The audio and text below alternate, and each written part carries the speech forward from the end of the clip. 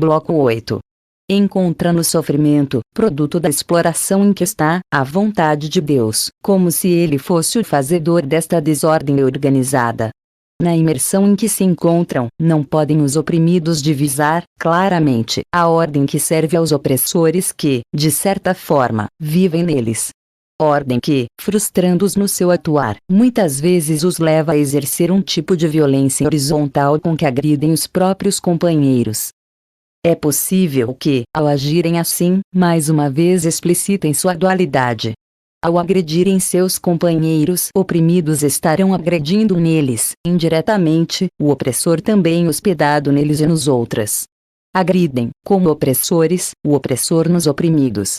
Há, por outro lado, em certo momento da experiência existencial dos oprimidos, uma irresistível atração pelo opressor. Pelos seus padrões de vida. Participar destes padrões constitui uma incontida aspiração. Na sua alienação querem, a todo custo, parecer com o opressor. Imitá-lo. Segui-lo. Isto se verifica, sobretudo, nos oprimidos de classe média, cujo anseio é serem iguais ao homem ilustre da chamada classe superior.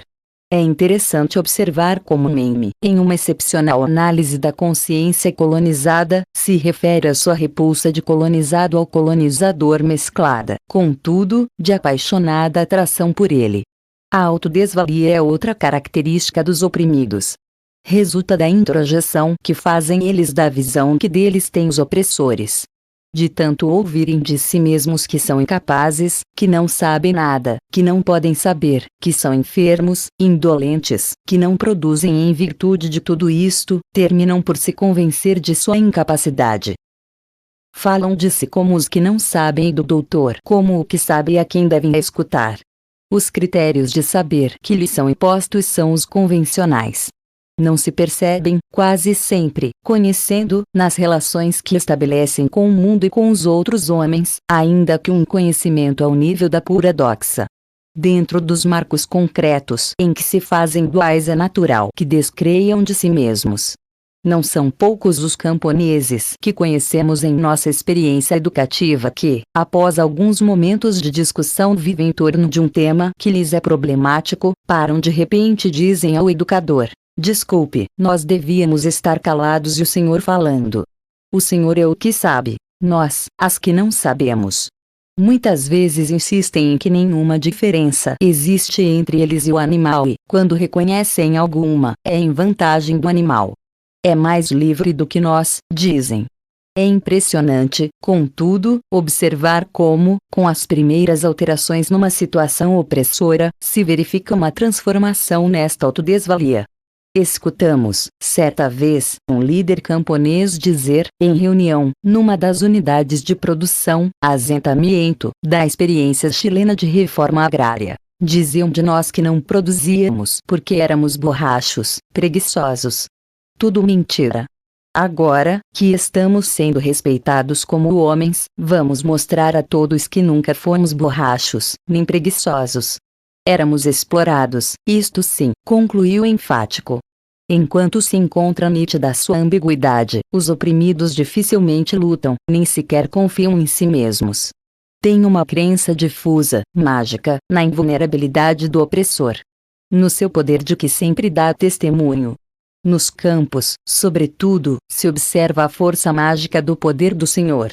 É preciso que comecem a ver exemplos da vulnerabilidade do opressor para que, em si, vá operando-se convicção aposta anterior.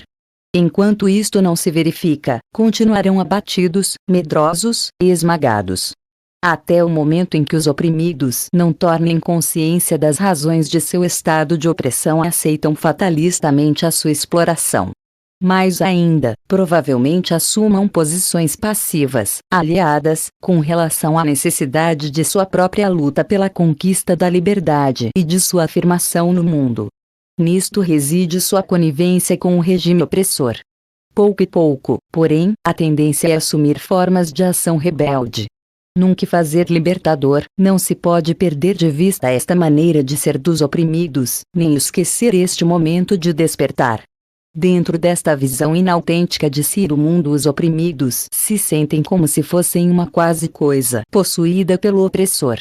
Enquanto, no seu afã de possuir, para este, como afirmamos, ser é ter à custa quase sempre dos que não têm, para os oprimidos, num momento da sua experiência existencial, ser nem sequer é ainda parecer com o opressor, mas é estar sob ele. É depender. Daí que os oprimidos sejam dependentes emocionais. Ninguém liberta ninguém, ninguém se liberta sozinho. Os homens se libertam em comunhão. É este o caráter de dependência emocional e total dos oprimidos que os pode levar a manifestações que Fromm chama de necrófilas. De destruição da vida. Da sua ou da do outro, oprimido também. Somente quando os oprimidos descobrem, nitidamente, o opressor, e se engajam na luta organizada por sua libertação, começam a crer em si mesmos, superando, assim, sua conivência com o regime opressor. Se esta descoberta não pode ser feita em nível puramente intelectual, mas da ação, o que nos parece fundamental, é que esta não se cinja a mero ativismo, mas esteja associada a sério empenho de reflexão, para que seja praxis. O diálogo crítico e libertador, por isto mesmo que supõe a ação, tem de ser feito com os oprimidos, qualquer que seja o grau em que esteja a luta por sua libertação. Não um diálogo às escâncaras, que provoca a fúria e a repressão maior do opressor. O que pode e deve variar, em função das condições históricas, em função do nível de percepção da realidade que tenham os oprimidos, é o conteúdo do diálogo.